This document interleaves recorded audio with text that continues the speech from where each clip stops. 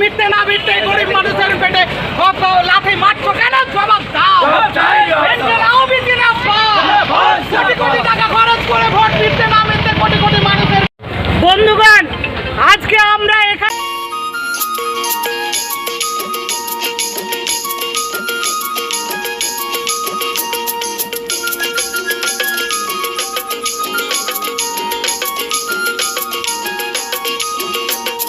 Hawker উচ্ছেদ, যেটা আজকে সারা পশ্চিমবাংলায় একটা সেন্সিটিভ ইস্যু হয়ে দাঁড়িয়েছে।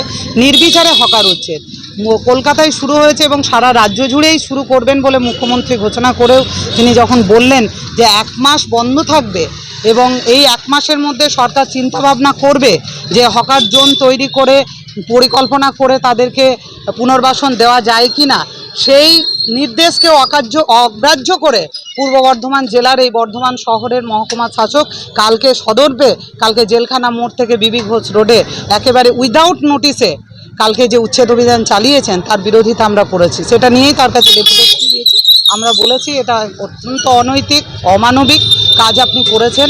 এদেরকে কোনোভাবে নোটিশ দেওয়া দরকার ছিল, তার ভিত্তিতে তারা সরে যেত, তারপর না সরলে আপনারা ব্যবস্থা নিতে পারতেন।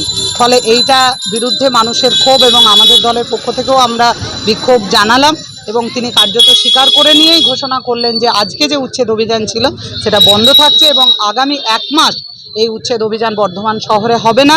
এবং তারা পরিকল্পনা করছে, চেষ্টা করছে যে অন্তত যে হকাররা দীর্ঘদিন ধরে হকারি করছে এবং 2014 সালের আইন মেনেই করছে, যে রাস্তা সেই ব্যবস্থা করে সেই হকারদের পুনর্বাসন দেওয়া যায় কিনা, হকার জোন তৈরি করা যায় কিনা এবং 2014 আইনে যে লেখা আছে একটা ভেন্ডার কমিটি গঠন করা, যে পৌরসভার প্রতিনিধি, এসডিওর প্রতিনিধি এবং সমস্ত ট্রেড ইউনিয়নগুলো, হকার ইউনিয়নগুলোর প্রতিনিধি নিয়ে যে ভেন্ডিং কমিটি, যেটা এখনও পর্যন্ত বর্ধমান শহরে গঠন করা হয়নি।